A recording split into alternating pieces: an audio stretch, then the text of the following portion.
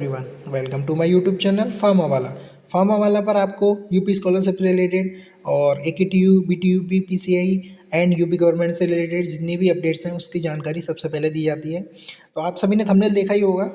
Thumbnail में आपको पता ही पड़ गई होगी तो वीडियो किस पर्पज़ से बनाई जा रही है। तो मैं आपको बिल्कुल क्लियर बता दूं कि अगर आपकी परसेंटेज अटेंडेंस की सही फिल नहीं होगी तो आपकी जो स्कॉलरशिप है वो नहीं आएगी। आप इस बात को लिख लीजिए या कुछ भी कर लीजिए। अगर आपकी स्कॉलरशिप में जो अटेंडेंस हैं जो कॉलेज से फॉरवर्ड हुई हैं, अगर आप रेगुलर गए हैं कॉलेज में, नहीं गए हैं वो आपकी जिम्मेदारी है। आपकी अगर स्कॉलरशिप में अटेंडेंस कितनी जो एक मिनिमम क्राइटेरिया उससे अगर सही फिल हुई होंगी तो आपकी स्कॉलरशिप आएगी, अगर नहीं फिल होंगी तो नहीं आएगी। आप इस बात का विशेष ध्यान रखें। तो चलिए मैं बताता हूँ आपको।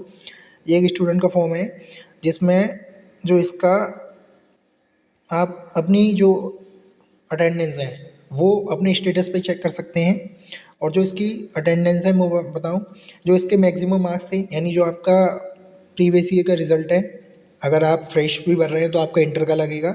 अगर आप कोई कोर्स कर रहे हैं या आप मतलब जैसे बीएससी करके आए हैं देन आप डी फार्म कर रहे हैं तो आपका बीएससी का लगेगा या फिर इनका इंटर का भी लग सकता है, ठीक है ना। तो जिसके मैक्सिमम मार्क्स थे वो इनकी सीजीपी है तो वो 10 पॉइंट में से 7.6 है, इससे पास होना चाहिए। जो रिज़ल्ट है वो भी इनका पास लिखा रहा है। लेकिन जो मैं बात कर रहा हूँ वो सबसे मेन है, वो है हमारी अटेंडेंस की। यानी आपके कॉलेज से जो आपकी अटेंडेंस है वो कितनी फॉरवर्ड हुई है। जो एक मिनिमम क्राइटेरिया है गवर्नमेंट का वो है कि हमारी जो स्टूडेंट है उसकी 75% से एबव अटेंडेंस होनी चाहिए, देन आपको स्कॉलरशिप के आप लेने के हकदार हैं। अगर आपकी 70% अटेंडेंस है तो आपको एक बार डाउट है कि आपकी स्कॉलरशिप आएगी या नहीं आएगी। तो आप इस बात का विशेष ध्यान रखें कि आप अपने स्टेटस में ये चेक करें कि जो आपकी अटेंडेंस परसेंटेज है वो कॉलेज वालों ने कितनी फिल करी है, आप कितने दिन कॉलेज गए उसके अनुसार आप अपनी अटेंडेंस को चेक करिए। अगर आप मान लीजिए कॉलेज अपने पूरे दिन जितनी भी मतलब आपकी अटेंडेंस बन रही है वो बन रही है 80% और कॉलेज की तरफ से आपकी फिल हुई है 75%, तो आप कॉलेज में जाके बोलिए कि सर जो आप हमारी अटेंडेंस है वो हमारी अटेंडेंस बन रही है 80% और आपने हमारी अटेंडेंस फिल करी है 75%। तो ये भी अटेंडेंस का सबसे बड़ा मेन क्राइटेरिया है जो कि यूपी गवर्नमेंट इस बात पर विशेष ध्यान दे रही है कि जिन भी स्टूडेंट्स की अटेंडेंस 80 प्लस या 75 जो परसेंट है उससे ज़्यादा होगी देन उसी की स्कॉलरशिप वो प्रोवाइड कराएगी, अन्यथा आपकी स्कॉलरशिप नहीं आएगी।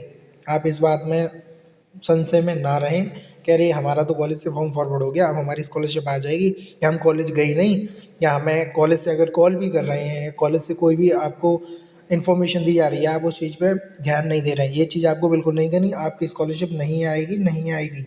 आपकी स्कॉलरशिप जब ही आएगी जब कॉलेज से सारा डाटा आपको वेरीफाई हो जाएगा।